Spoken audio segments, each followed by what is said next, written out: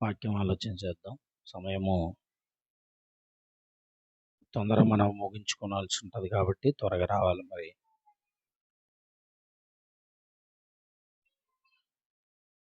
ప్రియమైన దేవుని పిల్లలారా,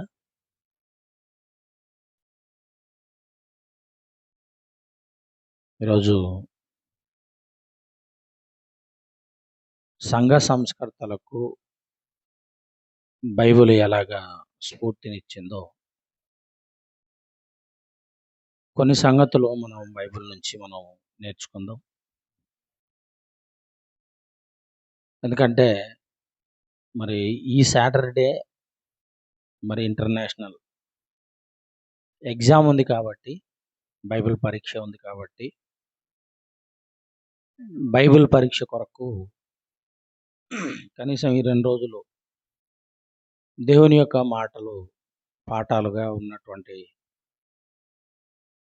మరి ఉన్న ఈ పాఠాలను కొద్ది నిమిషాల పాటు మనం నేర్చుకుందాం. ప్రియమైన దేవుని పిల్లలారా, స్ఫూర్తి అంటే రేపబడటం అని అర్థం. మరి ఇన్స్పిరేషన్ ఇంగ్లీష్లో అయితే మోటివేషన్, ఇన్స్పిరేషన్, మోటివేషన్ అంటారు. ఒక రచయితను ఇంటర్వ్యూ చేసేటప్పుడు నీవు ఈ మ్యాగజైన్ లేకపోతే ఈ కథ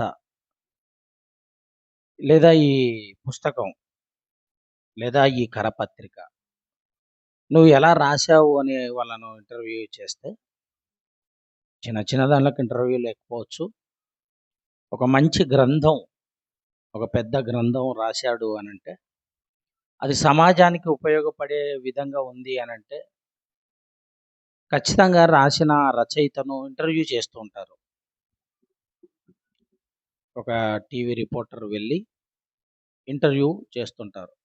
అలా ఇంటర్వ్యూ చేసేటప్పుడు ఈ పుస్తకం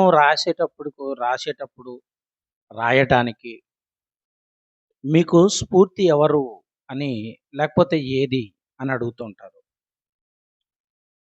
ఒక డైరెక్టర్ని అడిగినా, ఒక రచయితను అడిగినా, లేదా ఒక వ్యాపారవేత్తను అడిగినా, ఒక ధనవంతుని అడిగినా,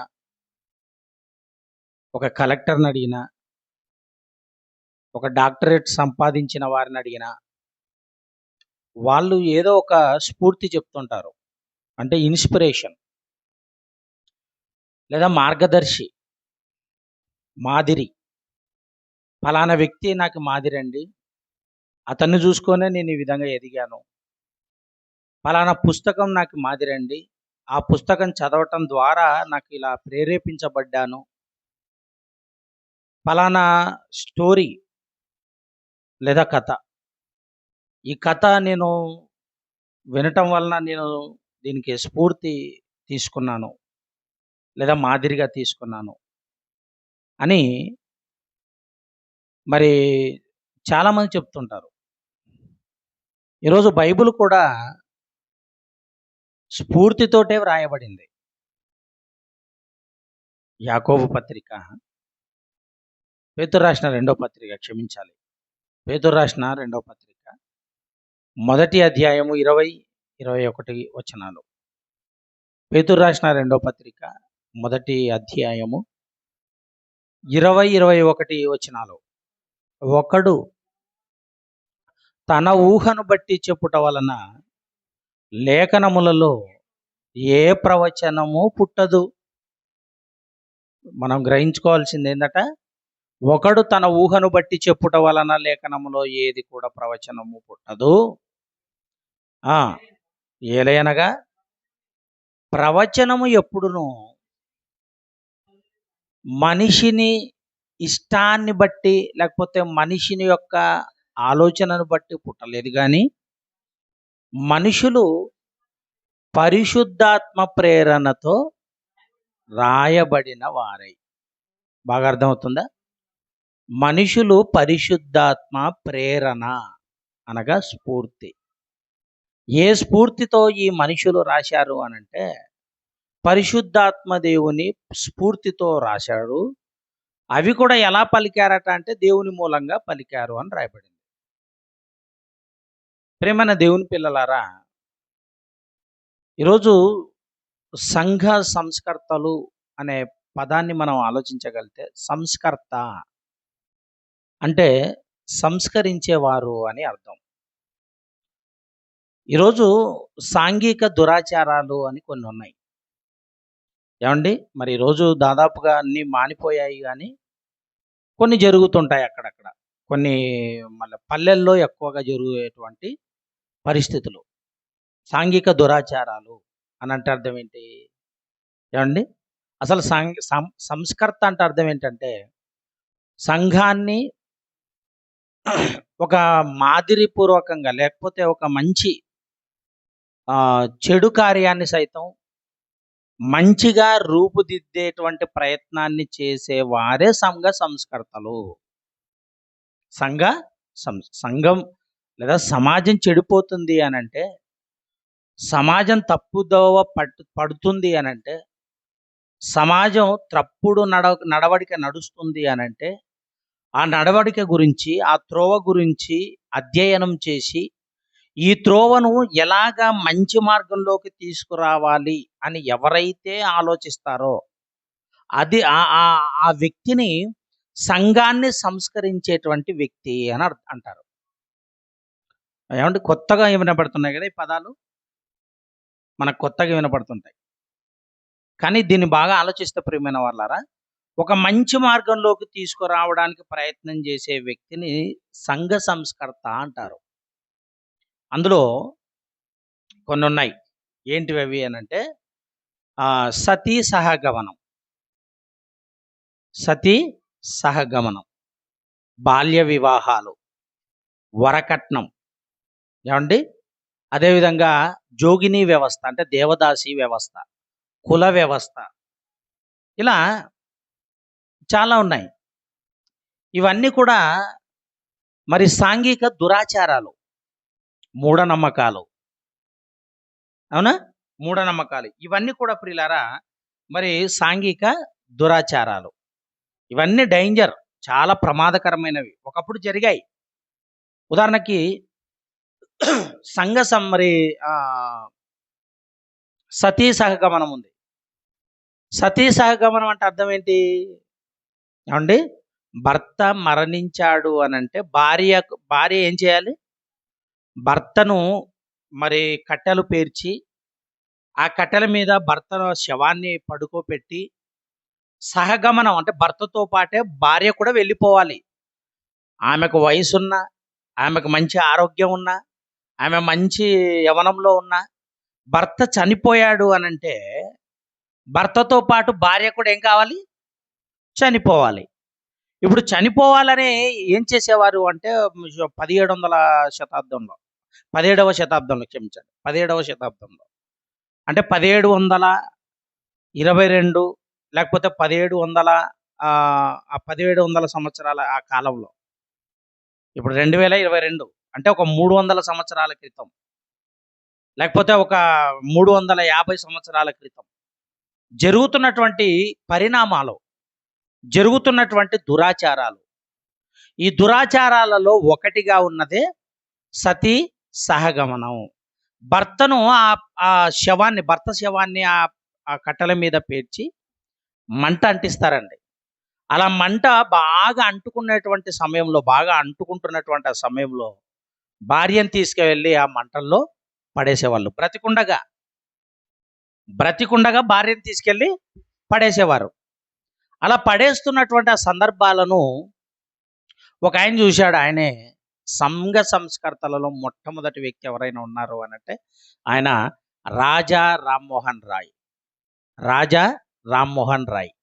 ఇతను 1722లో ఆగస్టు 22వ తేదీన, ఏమండి, మరి ఇతని గురించి మనం ఆలోచించగలిగితే ప్రియమైన దేవుని పిల్లలారా, 1722 ఆగస్టు 22, ఏమండి, ఆ సమయంలో మనం చూడగలిగితేనండి ఏం చేశాడంటే ఆయన అసలు, క్షమించండి, 1772 మే నెల 22వ తేదీ, క్షమించాలి, ఆ సమయంలో ఈయన దీన్ని చూసిన ఈ దురాగతాన్ని చూసినటువంటి రాజా రామ్మోహన్ రాయ్ ఏం చేశాడు అని అంటే, మరి అంతకుముందు చూసినప్పుడు ఏమీ కలగలేదు, ఏమీ ఆయనకి ఏమనిపించలేదు.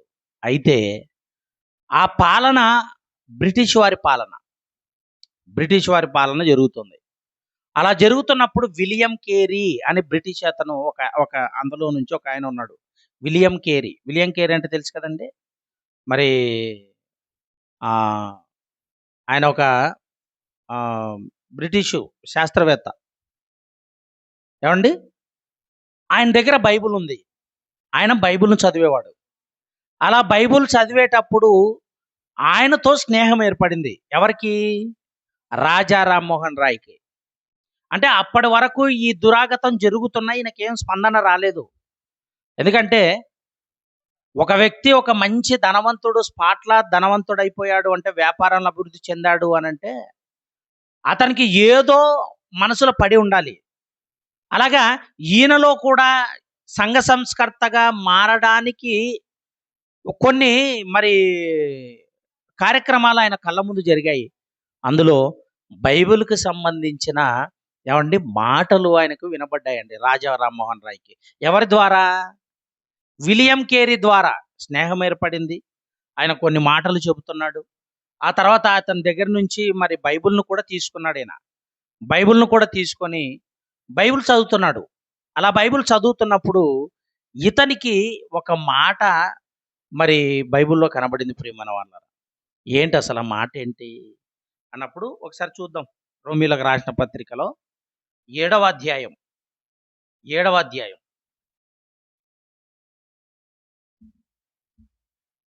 మొదటి వచనం నుంచి. రోమీయులకు రాసిన పత్రిక, అపోస్తలుడైన పౌలు గారు రోమీయులకు రాసిన పత్రిక ఉంది. 7వ అధ్యాయము మొదటి వచనం నుంచి. సహోదరులారా, మనుషులు బ్రతికినంత కాలమే ధర్మశాస్త్రము మీద, ధర్మశాస్త్రం బాగా చదవాలి నాన్న, ధర్మశాస్త్రము అతని మీద బాగా అటు చదవాలి. ధర్మశాస్త్రం అతని మీద ప్రభుత్వము చేయును కదా, చేయుచున్నదని మీకు తెలియదా? ధర్మశాస్త్రము ఎరిగిన మీతో మాట్లాడుచున్నాను. భర్త గల స్త్రీ భర్త బ్రతికినంత వరకు ధర్మశాస్త్రము వలన అతనికి బద్దురాలు కాని, అంటే భార్య భర్త బ్రతికుండగా అతనికి బద్దురాలుగా ఉంటుందట. భర్త చనిపోయిన ఎడల భర్త విషయమైన ధర్మశాస్త్రము నుండి భార్య విడుదల పొందును అన్నాడు. 3 వచనాలు అయిపోయాయా? ఓకే, చదవండి ఇంకా ఉంటే. కాబట్టి భర్త బ్రతికి ఉండగా ఆమె వేరొక పురుషుని చేరిన ఎడల వ్యభిచారిని అనబడును. కానీ భర్త చనిపోయిన ఎడల ఆమె ధర్మశాస్త్రము నుండి విడుదల పొందెను గనుక వేరొక పురుషుని వివాహము చేసుకొనినను వ్యభిచారి కాదు అన్నాడు. చూడండి ప్రియమైన వాళ్ళారా, అంటే భర్త విషయమైన ధర్మశాస్త్రం అనే పదం మనకు ఇక్కడ కనబడుతుంది. భర్త విషయమైన ధర్మశాస్త్రం. భర్త విషయమైన ధర్మశాస్త్రం ఏంటి? భర్త బ్రతికుండగా భార్యకు అన్ని భర్తే. అందుకే ప్రతి విషయంలో స్త్రీలారా, మీ పురుషులకు మీరు ఏం చేస్తారంటే, భర్త బ్రతికుండా ఉన్నంత వరకే మీరు భర్తకు లోబడి, అంటే లోబడి అంటే అర్థం ఏంటి? అతను చెప్పిన ప్రతి మాట మీరు వినాలి అని, అంతేనా? ప్రతి మాట మీరు వినాలి అని. బైబిల్ ఎంత ఆయనకు స్ఫూర్తినిచ్చింది అని అంటే, బైబిల్ ఆ మాట ప్రేరణ కలిగించింది ఎవరికి? రాజా రామ్మోహన్ రాయ్కి. ఎందుకు భర్త చనిపోయిన తర్వాత భార్యను తీసుకెళ్లి కాలుస్తున్నారు బ్రతికుండగానే? భర్త చనిపోయిన తర్వాత భార్యను కూడా ఎందుకు చంపుతున్నారు? బ్రతికుండగానే ఎందుకు చంపుతున్నారు అంటే హత్య చేస్తున్నారు. అది వాళ్ళ కదా, అది అలా హత్య అని అనిపించడం లేదు, ఇది తప్పు కదా అని అనిపించడం లేదు ఆ రోజుల్లో ఉన్న ప్రజలకి. అంటే సాంఘిక దురాచారాలలో మొట్టమొదటి స్థానంలో ఉంది ఇది, సతీ సహగమనం. అంటే భర్త చనిపోయిన తర్వాత భర్తతో పాటు భార్య కూడా చనిపోవాలన్నది వాళ్ళ యొక్క రూల్. కానీ బైబిల్ దాన్ని సమర్థించటం లేదు, బైబిల్ ఆ విషయానికి సపోర్ట్ చేయటం లేదు. బైబిల్ ఏం చెప్తుంది అనంటే, భర్త బ్రతికున్నంత కాలం భార్య ఆ భర్తకు లోబడి ఉండాలి, బద్ధురాలై ఉండాలి. భర్త చనిపోయిన తర్వాత ఒకవేళ తనకు మనసుంటే, ఆమె యవన స్త్రీగా ఉండి తనకంటూ ఒక మనసుంటే, ఇప్పుడు తల్లిదండ్రులు ఏం ఆలోచిస్తారు చెప్పండి? భర్త చనిపోయాడు, బిడ్డ మరి మంచి యవనంలో ఉంది, వయసులో ఉంది, ఆమెను ఒంటరిగా విడిచిపెట్టేదానికంటే వీళ్ళు ఏం చేస్తారంటే, ఇంకొక వ్యక్తికి ఇంకొక వ్యక్తిని ఎవరినైనా చూసి పెళ్లి చేస్తారు. ఎందుకు పెళ్లి చేస్తారు? ఎందుకు పెళ్లి చేశారు?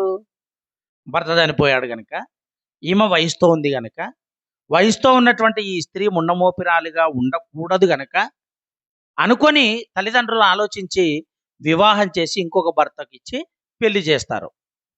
ఏమండి?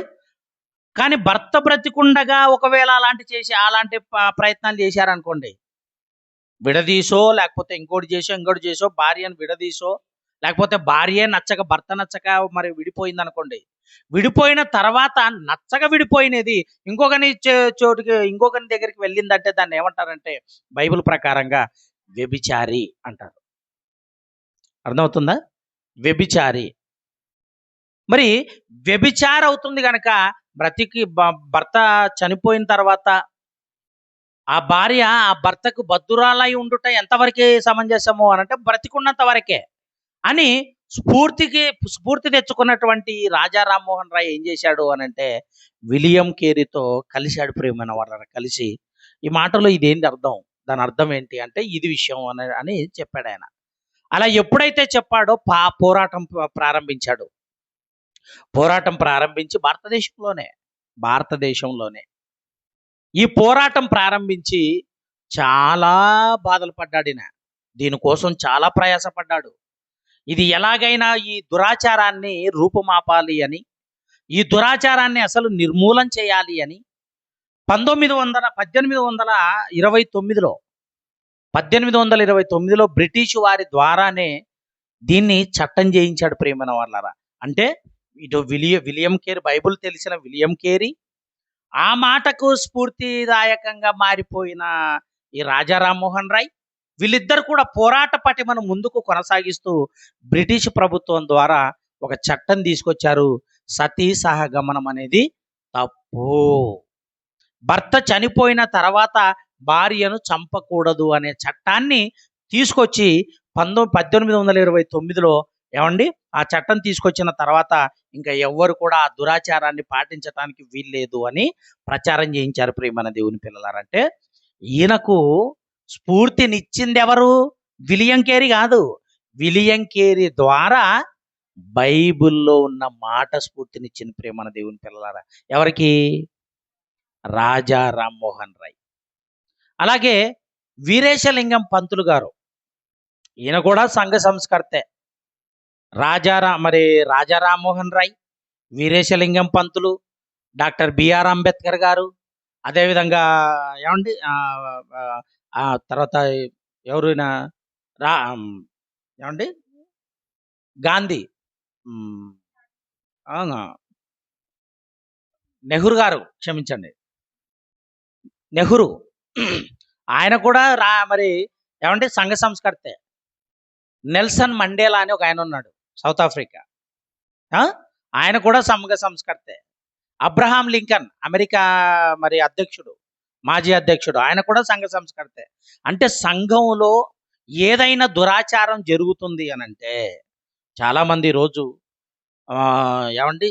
జ్యోతిష్యం చెప్పే వాళ్ళు ఏం చేస్తారంటే ఎదుటివాని మనోభావాలను క్యాష్ చేసుకొని, లేకపోతే ఎదుటివానిలో ఉన్నటువంటి ఆ భయాందోళన మూఢనమ్మకాలను నమ్మేటువంటి పరిస్థితులు ఎదుటివానిలో ఎప్పుడైతే గ్రహిస్తాడో దాన్ని ఇతను క్యాచ్ చేసుకుంటాడు. అలా క్యాచ్ చేసుకున్న తర్వాత ఏదేదో చెప్తాడు, ఏదేదో మంత్రాలు వేస్తాడు, ఏదేదో చేస్తాడు. ఎందుకు?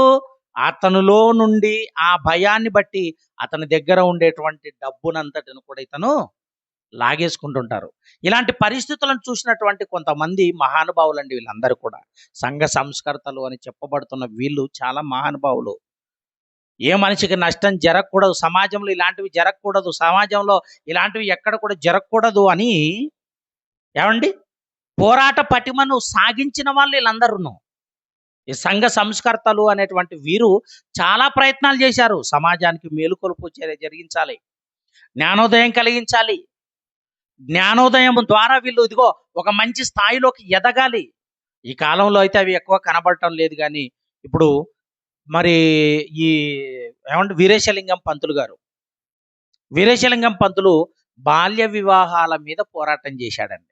ఇప్పుడు బాల్య వివాహాలు కూడా చాలా ప్రమాదకరమైనది కదండి. అంటే చిన్న పిల్లలకు పెళ్లిళ్ళు చేయటం, 5 సంవత్సరాలు, 6 సంవత్సరాలు, 7 సంవత్సరాలు రాగానే వివా వివాహాలు చేస్తుంటే చూడలేకపోయాడు. పెద్దవాళ్ళకిచ్చి పెళ్లి చేసేవారు. చిన్న పిల్లలను పెద్దవాళ్ళకి ఇస్తే తొందర భర్త చనిపోతాడు. ఈమె వయసుకు వచ్చే సమయానికి ఏమండి ఈమె పెద్ద మనిషి అయ్యే సమయానికి భర్త చచ్చిపోయాడు అనుకోండి, ఈమె పరిస్థితి ఏంటి? చిన్నపిల్ల కదా. కనుక ఈ దురాచారాన్ని కూడా రూపుమాపాలి అని వీరేశలింగం పంతులు గారు చాలా ప్రయాసపడ్డాడు. ప్రేమన దేవుని పిల్లలారా, అందుకే ఆయనకు కూడా స్ఫూర్తినిచ్చిన మాటలు బైబిల్లో ఉన్నాయి. ఏంటి ఆ మాటలు? కొరంథీలకు రాసిన మొదటి పత్రిక, కొరంథీలకు రాసిన మొదటి పత్రిక 7వ అధ్యాయం 36వ వచనం. కొరంథీలకు రాసిన మొదటి పత్రిక 7వ అధ్యాయము 36వ వచనం. అయితే ఒకని కుమార్తెకు ఈడు మించిపోయిన ఎడలను ఆమెకు వివాహము చేయవలసి వచ్చిన ఎడల ఆమెకు వివాహము చేయకపోవుట యోగ్యమైనది కాదని ఒకడు తలంచిన ఎడల అతడు తన ఇష్టము చొప్పున పెళ్లి చేయవచ్చును. అంటే సర్టన్ ఏజ్, ఏమండి ఏజ్ తనకు ఒక కుమార్తెకు ఈడొచ్చిన తర్వాత, ఏమండి ఈడొచ్చింది అని అంటారు చూసారా? ఈడు అంటే వయసుకు వచ్చింది అని అర్థం. వయస్సుకు వచ్చినటువంటి ఆ అమ్మాయికి పెళ్లి చేయని ఎడల అది యోగ్యమైనది కాదు అన్నాడు. చూడండి ప్రియమైన వాళ్ళారా, అర్థమవుతుందా మీకు? వయసుకు వచ్చిన తర్వాత పెళ్లి చేస్తే యోగ్యమైనది, వయసుకు వచ్చిన తర్వాత పెళ్లి చేయలేదనుకోండి అది యోగ్యమైనది కాదు. అంటే ఒక కుమార్తెకు వివాహం చెయ్యాలి అని అంటే, ఒక కుమార్తెకు వివాహం చెయ్యాలి అంటే ఆ కుమార్తెకి ఏం కావాలి? వయస్సు రావాలి, ఈడు రావాలి. ఏమంటే బైబిల్ ఎప్పుడది? కానీ ఈ దురాచారం ఎప్పుడు జరిగింది అని అంటే 1800 ఏమండి ఆ సంవత్సరాల్లో జరిగిందండి. బాల్య వివాహాలు ఎక్కువ జరిగింది ఎప్పుడు? 1800 సంవత్సరాల క్రితం. ఆ కాలం అంటే 200 సంవత్సరాలు లేకపోతే 250 సంవత్సరాల క్రితం జరుగుతున్నాయి బాల్య వివాహాలు జరుగుతున్నాయి. పుట్టిన వెంటనే పలానా వ్యక్తికి ఈమె భార్య అని ఒక 2-3 ఏళ్ళు, ఒక 5 ఏళ్ళు రాగానే అతనితో తాళి కట్టించటం, మళ్ళీ ఆమె పుష్పవతి అయ్యేంత వరకు తల్లిదండ్రుల దగ్గర ఉండటం, ఏమండి మళ్ళీ వయసు వచ్చిన తర్వాత భర్త ఇంటికి వెళ్ళటం. ఏమీ అర్థం కాలేని పరిస్థితి. దీన్ని అంతటిని చూసిన వీరేశలింగం పంతులు గారు చాలా ప్రయాసపడ్డాడు, పోరాటం చేశాడు. ఇవి జరగకూడదు. అందుకే చట్టం చేశారు కదా, బాల్య వివాహాలు చేయకూడదు. మొన్న ఏమండి ఒక వివాహం జరిగిందండి, బాల్య వివాహం జరిగింది. ఎవరో కేసు పెట్టారంట. ఆ ఇంటోళ్ళే కేసు పెడితే మా ఊర్లోనే జరిగింది మొన్న. ఇంకా వీళ్ళు ఏం చేశారు అంటే పోలీసులు తీసుకెళ్లి తాళి కట్టాడు, సాయంత్రం వరకు అయింది. ఏమండి మళ్ళీ ఇంకా పోలీసులు పోయి ఆ అమ్మాయిని తీసుకొని పోయి మరి ఈమెకు ఆరోగ్యం, తర్వాత ఏజ్ లేదు కనుక అని తీసుకెళ్లి కలెక్టర్ ఆఫీస్లో హాస్టల్లో పెట్టేశారు. అర్థమవుతుందా మీకు? అంటే చట్టం చేశారు కనుక చట్టం పట్టించుకుంటుంది. చట్టం చేయలేదనుకోండి ఎవరి ఇష్టం వాళ్ళదే. అవునా కాదా? గవర్నమెంట్ ఒక చట్టం చేసింది అనంటే, అంటే ఒక రూల్ పెట్టింది అనంటే, ఆ రూల్ ప్రకారంగా సమాజం నడుచుకోవాలి. సమాజం నడుచుకోకుండా ఉంది అనంటే వెంటనే చట్టం చర్య తీసుకుంటుంది. బాల్య వివాహాల మీద వీరేశలింగం పంతులు గారు పోరాటం చేస్తే ఇప్పటికి కూడా బాల్య వివాహాలు అక్కడక్కడ జరుగుతున్నాయి ప్రియమైన వాళ్ళారా. ఒకవేళ తెలిసిన వారైతే పోలీసులకు చెప్పిన వెంటనే అది వెంటనే కేసు అవుతుంది, తీసుకొని పోతారు. లేదు అందరూ సర్దుకున్నారనుకోండి, బాల్య వివాహం జరిగిపోతుంది కదా, తప్పు జరుగుతుంది కదా అక్కడ. ఆలోచించండి. కానీ బైబిలు 2000 సంవత్సరాల క్రితం, అంటే యేసుక్రీస్తు వారు వచ్చిన కాలంలో మొదటి శతాబ్దములో ఆయన వెళ్ళిపోయిన కొంతకాలానికి వ్రాయబడిన పుస్తకం అది. కొరంథీ పత్రిక అంటే 70-80 సంవత్సరాల క్రితం. ఏమండి? అంటే మొదటి శతాబ్దంలో యేసు ప్రభు చనిపోయిన తర్వాత ఒక 40-50 సంవత్సరాల తర్వాత రాయబడినటువంటి పుస్తకం అది. ఇప్పుడు అక్కడి నుంచి ఇప్పటి వరకు నేను లెక్కేసుకోండి, సుమారుగా 2000 సంవత్సరాల క్రితం, 2000 సంవత్సరాల క్రితం రాయబడిన ఈ మాట. మరి ఆ రోజు వీరేశలింగం పంతులు గారు 250 సంవత్సరాల క్రితం కష్టపడిన శ్రమ సమాజానికి అర్థమైందా ప్రియులారా? దాని మీద పోరాటం చేసి చట్టం తీసుకొచ్చాడు ఆయన. ఆలోచించండి. అంటే దేవుని యొక్క మాట ఎప్పుడైతే చదువుతారో, దేవుడు భవిష్యత్తును ఎరిగి, ప్రజల ఏమండి మానసిక స్థితిని ఎరిగి, ప్రజల యొక్క ఆలోచనలు 2000 సంవత్సరాల క్రితం కానీ 2000 సంవత్సరాల తర్వాత కానీ మనుషుల యొక్క ఆలోచనలు ఎలా ఉంటాయో వాటిని కూడా గ్రహించి రాసిన గ్రంథమే బైబిల్ గ్రంథం ప్రియమైన దేవుని పిల్లలారా. అందుకే దీన్ని ఏమంటారో తెలుసా? భూత, వర్తమాన, భవిష్యత్తు కాలాలను తెలిసి రాయించిన గ్రంథం ఇది. అర్థమవుతుందా? భూత, వర్తమాన, భవిష్యత్తు కాలాలను ఎరిగి తెలిసి రాయించిన గ్రంథం బైబిల్ గ్రంథం. ఎందుకంటే ఏమండి, మనం పుట్టక ముందే మన మనసులో ఏమేమి ఉంటాయో దేవునికి తెలుసు. ఆదాము అవ్వలు పుట్టక ముందే పాపం చేస్తారని దేవునికి తెలుసా, తెలియదా? మళ్ళీ ఎందుకు పుట్టించాడు? మళ్ళీ వాళ్ళని పరిశుద్ధులుగా చేసి నా పిల్లల్ని నేను తెచ్చుకుంటానులే అంటే మార్గదర్శకాలు దేవుడు ముందరనే ఏర్పాటు చేశాడు. బాల్య వివాహాలు చేస్తారని దేవుడికి తెలుసు. అందుకే 2000 సంవత్సరాల క్రితమే ఇదిగో ఒక సర్టన్ ఏజ్ రావాలి, ఈడు రావాలి, వయసు రావాలి. వయసు వచ్చేంత వరకు తల్లిదండ్రులు ఎవరైనా వయసు వచ్చేంత వరకు పెళ్లి గురించి ఆలోచించకూడదు. వయసు వచ్చిన తర్వాత ఇదిగో వాళ్ళకు పెళ్లి చేయాలి, అది యోగ్యమైనది అని రాయించాడు బైబిల్లో. చూసారా బైబిల్ ఎంత గొప్పదో? ఏమండి, సమాజానికి మేలు చేసేది బైబిల్లో ఉంటుంది, కానీ సమాజాన్ని పాడు చేసే మాటలు ఎక్కడా ఉండవు.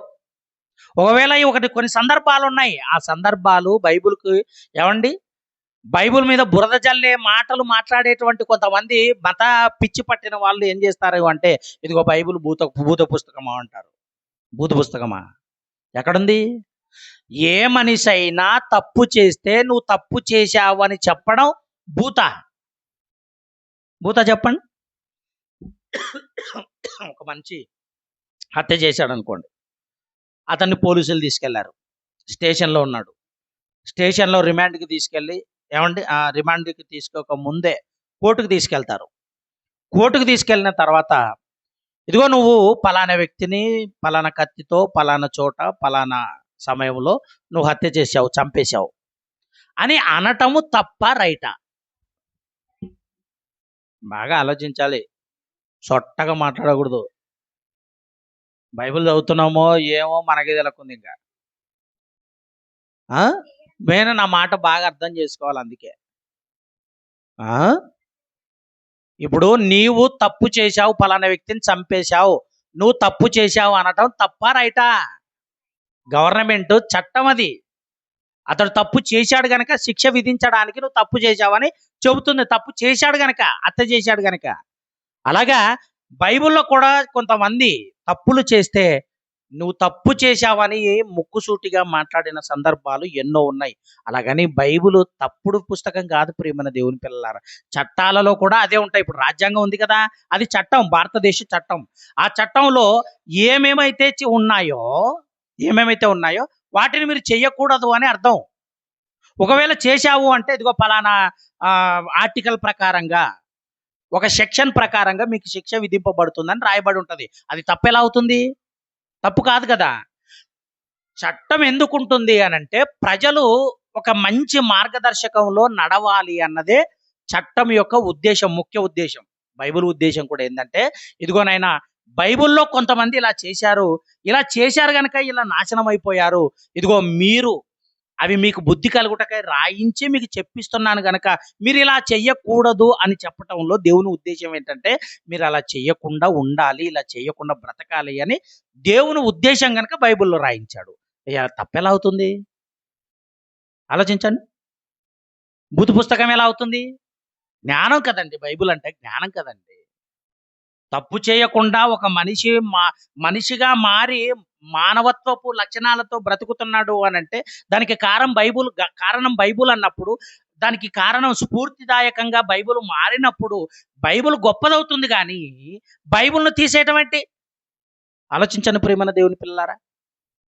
కనుక బాల్య వివాహాలు చేసుకోకూడదు అని ఆయన పాపం వీరేశలింగం పంతులు గారు మరి చేసిన పోరాటానికి స్ఫూర్తినిచ్చింది బైబిలే. బైబిలే. అలాగే ఇంకొక సందర్భాన్ని చూసి నేను ముగిస్తాను. ప్రియమైన దేవుని పిల్లలారా, జోగిని వ్యవస్థ అని ఒక సందర్భం ఉందండి. జోగిని వ్యవస్థ అంటే దేవదాసి వ్యవస్థ. ఈ దేవదాసి వ్యవస్థ అంటే అర్థం ఏంటంటే ప్రియులారా, దేవదాసీలు అంటే అర్థం ఏంటంటే, వారు దేవుళ్ళకు స్త్రీలను వాళ్ళ ఏమండి పిల్లలను వదిలేస్తారండి. పెళ్లి చేయరుక. పెళ్లి చేయకుండా ఆ దేవాలయం దగ్గరనో లేకపోతే గ్రామంలో ఎక్కడో ఒక చోట పెడతారు. అలా పెట్టినప్పుడు గ్రామంలో ఆ స్త్రీ ఎవరికి మనసొచ్చిందంటే ఆ స్త్రీ అతనితో వెళ్ళిపోవాలి. ఏవండి? మళ్ళీ తీసుకొచ్చి వదిలిపెడతాడు. మళ్ళీ ఇంకొకరు వస్తారు. ఆమెను తీసుకొని వెళ్తారు. ఆమెను మరి ఉపయోగించుకుంటారు. మళ్ళీ తీసుకొచ్చి పెడతారు. దీన్నేమంటారంటే జోగిని వ్యవస్థ అంటారు. ఏవండి? ఉదాహరణకి ఈ కాలంలో ఒకవేళ అది మీకు పరిచయం లేకపోవచ్చు. ఆవులుంటాయి చూసారా? ఆవులుంటాయి. దేవత ఆవు అని వదిలిపెడతారు కొన్నింటిని. ఏవండి? ఒక 10 ఆవులు వచ్చాయనుకోండి. ఆ 10 ఆవుల్లో వీళ్ళేం చేస్తారంటే, ఒక ఆవును దేవత ఆవు అని వదిలేస్తారు. ఈ ఆవు ఏమవుతుంది? ఏం చేస్తుంది అంటే, ప్రతి ఇంటి దగ్గరికి వెళ్లి నిలబడుతుంది. ఎందుకు నిలబడుతుంది చెప్పండి? అన్నీ నిలబడతాయా? ఆవులల్లా నిలబడతాయా? ఏ ఆవులనైతే వదిలిపెడతారో, ఆ ఆవులు ఎవరింటి దగ్గరికి వెళ్లి, ఆ ఇంటి దగ్గర వాళ్ళు పెట్టింది తింటాయి. పెట్టలేదంటే ఉండి పాపం వెళ్ళిపోతాయి. మకం తిప్పుకొని వెళ్ళిపోతాయి. అలా ఆ ఇంటి దగ్గర తిని అవెలా ఉంటాయో తెలుసా? ఎప్పుడైనా చూసారా? ఊరికి మల్లబడతాయంటారు చూసారా? భాష. అంత భయంకరంగా తయారవుతుందది. తిని. అలాగా జోగిని వ్యవస్థ అంటే ఏవండి ఆవులను వదిలిపెట్టారంటే అర్థం ఉంది. కానీ మనుషులను వదిలిపెట్టేవారు స్త్రీలను వదిలిపెట్టేవారు. ఇది దురాచారం కాదా? మంచి పద్ధతా ఇది? ఒక ఒక అమ్మాయిని ఒక వయసుకొచ్చిన అమ్మాయిని ఊరి మీద వదిలిపెడితే ఎవడు ఇష్టపడితే వాళ్ళెంబడి ఆ అమ్మాయి వెళ్ళాలి అని ఒక రూల్ పెడితే అది ఎంత ఘోరమైన పరిస్థితో తెలుసా? ఏవండి? వాళ్ళు చేసే ఈ ఆకృత్యం వలన ఎంత భయంకరమైన రోగాలొస్తాయో ఎప్పుడైనా గ్రహించారా లోకం? అది జరిగింది ప్రియమైన దేవుని పిల్లలారా. జోగిని వ్యవస్థ. ఏమంటే దేవదాసి వ్యవస్థ అంటారు దీన్ని. ఈ దేవదాసి వ్యవస్థలో అతి ఘోరాతి ఘోరంగా పరిస్థితులు జరుగుతుంటే తట్టుకోలేనటువంటి కొంతమంది సంఘ సంస్కర్తలు దీన్ని కూడా రూపుమాపాలి. ఇది జరగకూడదు, ఇలా ఉండకూడదుగా. ఇలాంటివి ఉండకూడదు అని పోరాటాలు చేశారు ప్రియమైన వాళ్ళారా. పోరాటాలు చేశారు. అలా పోరాటాలు చేసి అనేక మందిని కాపాడిన స్థితిలో సంఘ సంస్కర్తలున్నారు. ఆ సంఘ సంస్కర్తలను ప్రేరేపించింది బైబిల్ ప్రియమైన వాళ్ళారా. ఒకసారి ఆ మాట చూద్దాం. ద్వితీయోపదేశ కాండం 23వ అధ్యాయం 17వ వచనం. ద్వితీయోపదేశ కాండం 23వ అధ్యాయము 17వ వచనం.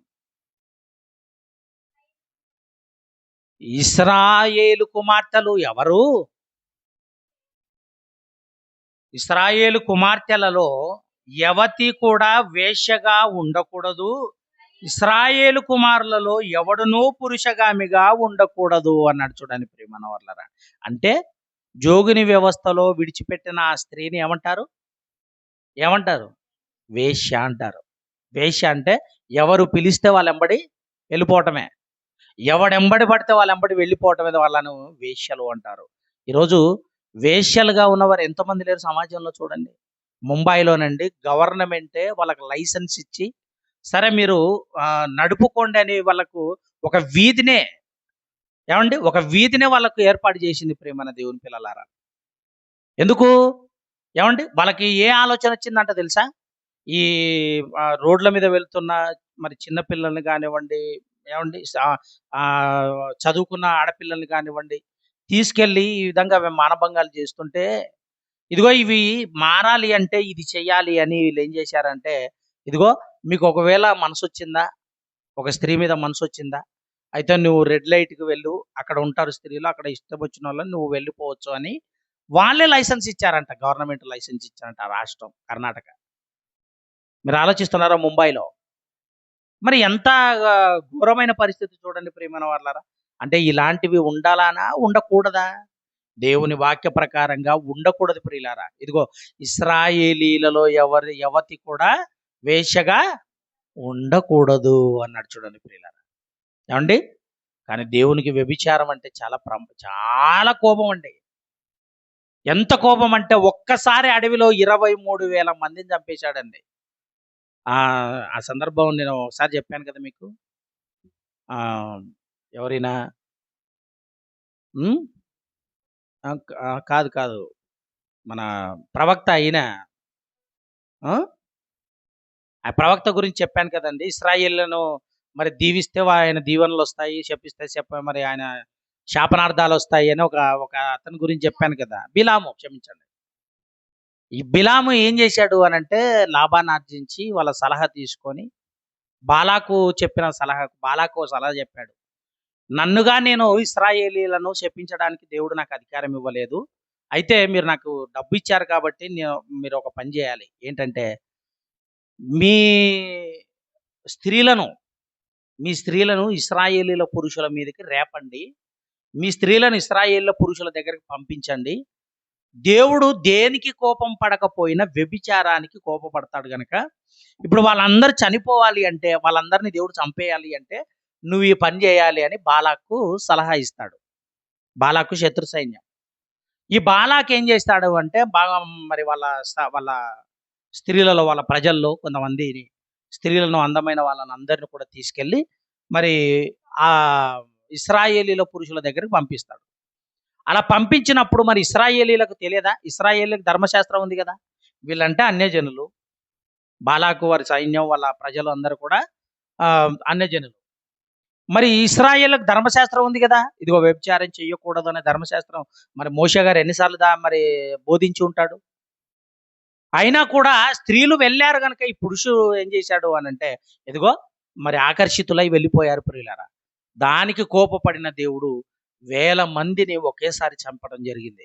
అలాంటి కార్యక్రమాలు జరిగితే దేవునికి చాలా కోపం వస్తుంది. కనుక ఎవరు కూడా ఇశ్రాయేలీల్లో మరి వేశ్యగా ఉండకూడదు, వేశ్యలుగా ఉండకూడదు. ఏమండి?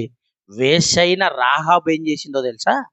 ఈ సందర్భాలన్నీ కూడా జీవం గల దేవుని యొక్క మాటలు, లేకపోతే ఆయన చేసిన అద్భుతాలు, ఆయన చేసిన స్వస్థతలు ఇవన్నీ వినింది. జస్ట్ వినింది. బైబిల్‌లో చూడలేదు. సందర్భాలు కళ్ళారా చూడలేదు. ఏదో ఎక్కడో రాయించట చూడలేదు. జస్ట్ వినిందండి. ఇదిగో ఇశ్రాయేలీయుల దేవుడు ఫలానా అద్భుతం చేశాడట. ఇశ్రాయేలీయుల దేవుడు ఫలానా స్వస్థత చేశాడట. ఇశ్రాయేలీయుల దేవుడు చాలా ఏమండి మేలు చేస్తున్నాడట అని వినింది. జస్ట్ చెవులకు వినింది. ఎవరో చెబితే వినింది. అలా ఎవరో చెబితే విని మారిపోయింది ప్రియమైన వాళ్ళారా. అలా మారినందుకు రాహాబును ఎంత గొప్ప స్థాయికి తీసుకొచ్చాడో తెలుసా దేవుడు. ఏమండి? ఆమె ద్వారానే ఏమండి మరి గొప్ప గొప్ప వాళ్ళు పుట్టుకొచ్చారండి, భక్తులైన వాళ్ళు. ఆమె అన్యురాలుగా ఉన్నప్పటికీ ఏమండి ఈ ఎరుకో మరి కానాను దేశంలో దేవుని యొక్క ఉగ్రత ఈ దేశం మీదకి వచ్చినప్పుడు మమ్మల్ని జ్ఞాపకం చేసుకోండి అన్నప్పుడు ఇశ్రాయేలీలకు సహాయం చేసింది అన్న ఆ ఒక్క కృతజ్ఞతతో రాహాబుకు దేవుడు ఎంతో మేలులు చేశాడు. ఆమె యొక్క చుట్టాలను అందరినీ కూడా, బంధువులను అందరినీ కూడా దేవుడు కాపాడాడు. మిగిలిన వారందరిని చంపేశాడు ప్రియులారా. ఆలోచించండి. అంటే ఎవరు కూడా వేశ్యగా మారకూడదు, వేశ్యగా మారకూడదు. ఎందుకంటే భర్త ఉండగా భార్య పరాయి పురుషుని ఆశించకూడదు. ఏమండి? ఇలాంటి దురాగతాలను చూసినటువంటి సంఘ సంస్కర్తలకు బైబులే స్ఫూర్తినిచ్చింది ప్రేమన దేవుని పిల్లలారా. అందులో ఇంకొక మాట చూపిస్తాను నేను. కుల వ్యవస్థ అని, ఏమండి, ఈ రోజుకి కూడా కుల వ్యవస్థ ఉంది. మాదిగోళ్ళు త్రాగిన నీళ్ళలో మిగిలిన వాళ్ళు వెళ్ళకూడదు. మిగిలిన అగ్రకులాలు అన్నటువంటి వాళ్ళు అని పిలిపించుకుంటున్న వాళ్ళు, మాదిగ వాళ్ళు దగ్గరికి రాకూడదు, తక్కువ కులస్తులు అంటారు. ఈ కుల వ్యవస్థ లేదా సమాజంలో? ఇప్పటికే ఉంది, ఇప్పటికే ఉంది. ఈ కుల వ్యవస్థను రూపుమాపాలి అని దేవుడు ఎప్పుడో రాయించాడు. ఎవరి ద్వారానో ఈ మాటలు వెళ్తాయి. ఇదిగో ఈ సంఘ సంస్కర్తల చెవిన పడి, లేకపోతే సంఘ సంస్కర్తల కళ్ళల్లో పడి ఈ మాటలు ఎప్పుడైతే వాళ్ళు వింటారో, ఇదిగో వెంటనే దీన్ని రూపుమాపాలి. దేవునికి ఇష్టం లేదు కుల వ్యవస్థ, దేవునికి ఇష్టం లేదు. ఇది సమాజాన్ని పాడు చేసేది, ఇది కుల వ్యవస్థ అనేది. ఈ కులము అనే గజ్జితో సమాజంలో మరి మనుషులను, ఒకే దేవుడి నుంచి వచ్చిన మనుషులు ఒకరిని తక్కువగా ఒకరిని ఎక్కువ చూడటం వలన ఇదిగో ఈ భేదాభిప్రాయాలు వస్తున్నాయి గనక కుల వ్యవస్థ ఉండకూడదు అని అన్నాడు ప్రేమన దేవుని పిల్లలారా. మరి కులాలు అన్నవి మనుషులు ఏర్పాటు చేసుకున్నావా, దేవుడు ఏర్పాటు చేసిందా అంటే మనుషులు వారి వారి స్థాయిలను బట్టి వాళ్ళు ఏర్పాటు చేసుకున్నారు. మనుషులు వారి వారి స్థాయిలను బట్టి ఏర్పాటు చేసుకున్నారట. మరి మనుషులు ఎక్కడి నుంచి వచ్చారు? అపోస్తల కార్యాలు 17వ అధ్యాయము, ముగిస్తాను ఇక, 26వ వచనం. అపోస్తల కార్యాలు 17వ అధ్యాయము 26వ వచనం. అపోస్తల కార్యాలు 17వ అధ్యాయము 26వ వచనం. మరియు యావత్తు భూమి మీద కాపురముండుటకు ఆయన ఒకని నుండి ప్రతి జాతి మనుష్యులను సృష్టించి, వారు ఒకవేళ దేవుణ్ణి వెతుకులాడి, ఏమండి, దేవుణ్ణి వెతకాలి అని వాళ్ళను ప్రతి జాతిని దేవుడు సృష్టిస్తే వీళ్ళు ఏం చేశారు, మనుషులు ఏం చేశారు అంటే వర్గాలను ఏర్పాటు చేసుకున్నారు. ఇదిగో మేమందరం కూడా రెడ్డి కులస్తులము, మేమందరం కూడా కాపు కులస్తులము, మీరందరూ కూడా మాల కులస్తులు, మాదిగ కులస్తులు, వీళ్ళందరూ కూడా ఒడ్డె కులస్తులు అని ఒక్కొక్క వర్గాలను ఏర్పాటు చేసుకున్నాడు ప్రేమన దేవుని పిల్లరా. దేవుడు జాతి అని ఎందుకన్నాడో తెలుసా? మనందరం భారతదేశంలో ఉన్నాం, మనందరిని ఏమని పిలుస్తారు? భారత జాతీయులు అని అర్థం. శ్వేత జాతీయులు అని అంటారు అమెరికన్లో అండి. ఆ జాతి వాళ్ళు ఎలా ఉంటారు? దేహదారుఢ్యంతో మంచి బలంగా ఉండి చాలా హైట్గా ఉంటారు, 7 అడుగుల పైన ఉంటారు అందరూ అమెరికాలో. అలాగే ఆ నల్ల జాతీయులు అని ఆఫ్రికా ఖండంలో అంత నల్ల జాతీయులు ఉంటారు, హైట్ ఉంటారు, లా ఉంటారు, నల్లగా ఉంటారు, ముక్కుడు, ఏమండి, ముక్కు ఉంటుంది. చైనా జాతీయులు ఉంటారు కదండి, వాళ్ళు కూడా ఉంటారు, వాళ్ళు పొట్టిగా ఉంటారు, తెల్లగా ఉంటారు, ముక్కు ఉంటుంది. ఆలోచిస్తున్నారు అంటే వీళ్ళను దేవుడు ఏం చేస్తున్నాడు అంటే ఆయా ప్రాంతాలలో ఆ ప్రాంతాలకు తగినట్టుగా వాళ్ళు పుడతారు గనక వాళ్ళు ఆ జాతి వాళ్ళు అని చెప్పడానికి ప్రతి జాతి మనుషులు అని అక్కడ రాయించాడు, అంతే తప్ప మీరు కులాలను ఏర్పాటు చేసుకోండి అని దేవుడు ఎక్కడ చెప్పలేదు. కారణం ఏంటి? ఒకని నుండి ప్రతి జాతి మనిషి వచ్చాడు గనక. ఏమండి, అంతేనా? మనందరం దేవుడి నుంచి వచ్చిన వాళ్ళం. ఒకని నుంచి అనగా ఆదాము, ఆది తండ్రి అయిన ఆదాములోకి మనం వెళితే ఆదాము ఎక్కడికి వెళ్ళాలి? దేవునిలోకి వెళ్ళాలి. లూకాసు వార్త ఒకసారి చూద్దామా? లూకాసు వార్త ఒకసారి చూద్దాం. 3వ అధ్యాయం 38వ వచనం. లూకాసు వార్త 3వ అధ్యాయము 38. తొందర చదవండి. ఎనోషు షేతుకు, షేతు ఆదాముకు, ఆదాము ఎవరికి కుమారుడు? దేవునికి కుమారుడు అన్నాడు. చూడండి ప్రియమైన వాళ్ళారా, అంటే దేవునికి ఆదాము కుమారుడు అయినప్పుడు ఒకని నుండి ప్రతి జాతి మనుషుడు భూమి మీదకి వచ్చాడు అని అంటే, ఏమండి, ఈ చరిత్ర చెప్పిన నిజాన్ని బట్టి చూస్తే మనందరం కూడా ఒక తండ్రిలో నుంచి వచ్చిన వాళ్ళమే. అంటే ఇప్పుడు మనందరం ఏమవుతాము? మనం అక్క, తమ్ముడు, అన్న, చెల్లి, మా అమ్మ నాకు అమ్మ అక్క ఎక్క అనాలి. ఇంకా అవునా కాదా? నాయనని పోయి ఇన్నాళ్ళు నాయన నాయన నీయనా అన్నావనుకున్నా, అప్పుడప్పుడు కోపంలో అంటా అన్నా నువ్వు చెప్తే వినకపోతే అన్నా అంటుంటారు తండ్రిని కూడా. వాస్తవానికి కోపంగా అన్నది వాస్తవం, నిజమండి అది. ఎప్పుడు అమ్మ అమ్మ అమ్మ అని చెప్పిన మాట వినక అన్నామనుకోండి ఎలా ఉంటది?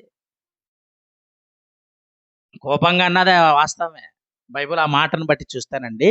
ఒకని నుండి వచ్చిన వాళ్ళం మనందరం కూడా. అంటే ఆదాములోనికి 800 కోట్ల మందిని ఒకేసారి ఊదాడు.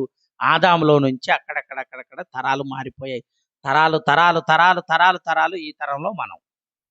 ఎన్ని తరాలు చూసారా? తరాలన్నీ వెనక్కిపోతే ఆదాంలోకి వెళ్ళాలి. ఆదాము కూడా వెనక్కిపోయాడు అనుకోండి, ఎక్కడికి వెళ్ళాలి? దేవునిలోకి వెళ్ళాలి. ఇప్పుడు దేవుడు కూడా వెనక్కిపోనిక లేదు కదా. ఎందుకు? నేను ఉన్నవాడను అన్నాడు. నా పేరు ఉన్నవాడు అని చెప్పు నాయన అని మోషేకి చెప్పాడు. అనువాడను అని చెప్పు నాయన అని మోషేకి చెప్పాడు. ఇశ్రాయేలీలు దేవుడు ఎవరు, ఎక్కడి నుంచి వచ్చాడు, ఆయనని ఎవరు కన్నాడు అని అడుగుతారని మోషేకు ముందే చెప్పాడు. మోషే, ఇదిగో నా పిల్లలైన ప్రజలందరికీ, ఇశ్రాయేలీలందరికీ నువ్వేం చేస్తావంటే, నన్ను పరిచయం చేసేటప్పుడు ఏం చెప్తావంటే, దేవుడు ఉన్నవాడు అంటే తల్లి లేదు, తండ్రి లేడు, ఆయనే తండ్రి, ఆయనే తల్లి, ఆయనే మనల్ని కన్న తండ్రి అని చెప్పు. ఉన్నవాడు అనువాడు అంతే. ఆలోచిస్తున్నారా ఏమండి? ఆ మరి అమెరికన్ కనుగొన్నది ఎవరట? ఎవరికైనా గుర్తుందా? కొలంబియా. వాస్కోడి గామా, క్షమించండి, వాస్కోడి గామా. ఈయన ఏం చేశాడంట? అమెరికాను కనుగొనడానికి ప్రయాణంలో ప్రయాణం చేసి చేసి చేసి అమెరికాను కనుగొన్నాడంట. దేశాన్ని కనుగొనడం ఏంటండి? వస్తువును కనుగొన్నాడంటే తెలుసు, సిద్ధాంతాలను కనుగొన్నాడంటే తెలుసు, ఏమన్నా శాస్త్రాన్ని కనుగొన్నాడంటే తెలుసు, దేశాన్నే కనుక్కున్నాడంట. మరి ఆయనను ఏమనాలి చెప్పండి? కనుక్కోవడం అంటే ఈయన కనుక్కున్న తర్వాత అమెరికా ఉందా? ఈయన అక్కడికి వెళ్ళకముందే అమెరికా ఉందా? అమెరికా ఉంది, ఆల్రెడీ ఉంది. ఉన్నదాన్ని ఉంది కనుక ఈయన తీసుకెళ్ళి అక్కడ ఇది అమెరికా అని చెప్పాడు. ఇప్పుడు దేవుడు కూడా ఎవరన్నమాట? ఉన్నవాడు. నా పిల్లలకు నన్ను ఏం చేస్తావంటే ఉన్నవాడు. కానీ ఆయన తండ్రి అని పరిచయం చేసింది ఎవరో తెలుసా? మోషే అయితే ఉన్నవాడని పరిచయం చేశాడు. ఆయన మనకు తండ్రి అని చెప్పింది ఎవరో తెలుసా? యేసుప్రభుల వారు. ఇది గొప్ప విషయం. దేవుని పిల్లలారా, మోషేకి ఆ రోజులో ఉన్న ప్రజలకు ఆ జ్ఞానంతో ఉన్నారు గనక ఆ చిన్న జ్ఞానంలోనే నేను ఉన్నవాడు అని పరిచయం చేశాడు. ఇగో జ్ఞానం పరిపూర్ణమైన తర్వాత, ఎందుకంటే కాలము పరిపూర్ణమైనప్పుడే యేసుప్రభు వచ్చాడు. యేసుప్రభు ఎప్పుడు వచ్చాడు? పరిపూర్ణమైనప్పుడు. పరిపూర్ణమైపోయిన తర్వాత దేవుడు ఎవరు అని యేసుప్రభుని అడిగితే ఎవరని దేవుడు చెప్పాడు? యేసుప్రభు ఎవరు అని చెప్పాడు? తండ్రి అని చెప్పాడు. దేవుడు ఆత్మ గనుక ఆయన ఆరాధించువాడు ఆత్మతోనూ సత్యంతోనూ ఆరాధించాలి అని ప్రార్థన చేసేటప్పుడు శిష్యులందరికీ కూడా చెప్తాడు. ఏమని చెప్తాడు? పరలోకమందున్న మా తండ్రి అని, అప్పుడు తండ్రి అని పరిచయం చేస్తాడు. దేవుని పిల్లలారా ఆలోచించండి. కనుక బైబిలు సంఘ సంస్కర్తలు అని పిలువబడుతున్న వారందరికీ ప్రేరణ కలిగించిన పుస్తకం బైబిలు. ప్రేరణ కలిగించింది కనుక ప్రియమైన దేవుని పిల్లలారా ఈ విషయాన్ని గమనించండి. మరి బైబిలు సమాజాన్ని సంస్కరించి సమాజానికి మేలుకొలిపే మాటలే చెప్పిందే తప్ప సమాజాన్ని పాడు చేసే మాటలు ఎప్పుడూ ఎక్కడా చెప్పలేదు ప్రియమైన వాళ్ళారా. కనుక మంచిగా ఉండాలనే కోరిక, దేవుని యొక్క కోరికను బైబిల్లో ఉన్న మాటలలో ఆయన కోరికను క్రోడీకరించి రాయించాడు. ఎప్పుడైతే అర్థం చేసుకుంటామో ఇదిగో బైబిల్ ప్రకారంగా మన జీవితాలు మలచుకోవాలి అన్న ఆలోచన మనిషికి వస్తుంది. బ్రెయిన్ వాష్ చేయాలి వాక్యం ద్వారా. Brain wash. కొంతమంది చెప్పుడు మాటలు విని మా మీద గొడవ పడుతున్నాడు, చెప్పుడు మాటలు విని చెడిపోయాని అంటుంటారు చూసారా? చెప్పుడు మాటలు వినేది పక్కకు పెడితే దేవుని మాటలు వింటే అందరూ బాగుపడతారన్నది వాస్తవం. ఆ వాస్తవమైన దాన్ని మనందరం కూడా చేపట్టి నడుచుకోవాలని ప్రేమపూర్వకంగా మీ అందరికీ హెచ్చరిస్తూ, మరి సంఘ సంస్కర్తలకు స్ఫూర్తినిచ్చిన బైబిల్గా మరి బైబిల్ ఉంది కనుక బైబిల్ గొప్పతనాన్ని మనం చాటి చెప్పేవారిగా ఉండాలి తప్ప బైబిల్ను తక్కువ చేసి మాట్లాడకూడదు. బైబిల్ చాలా గొప్పది, సమాజానికి మేలు చేసేది. అలా మేలు చేసే మాటలు మనం సమాజానికి వినిపించాలే తప్ప ఏమండి? మరి బైబిల్‌ను పక్కకు పెట్టి మనం బ్రతకూడదు ప్రియులారా. బైబిల్ మన కళ్ళ ముందుంచుకొని ప్రతి సమస్యకు ఏవండీ పరిష్కారాన్ని వెతుక్కోవాలి. దేవుడు చెప్పాడు. ప్రతి సమస్యకు పరిష్కారం దేవుడు చెప్పాడు. ఆ సమస్యలను మనం అందరం కూడా ఒకవేళ ఉన్నట్లయితే బైబిల్‌ను మనం ఆలోచించాలని ప్రేమపూర్వకంగా మీ అందరికి హెచ్చరిస్తూ, నన్ను నేను ఈ మాటలతో హెచ్చరించుకుంటూ ముగిస్తున్నాను. మరి రొట్టె విరిచే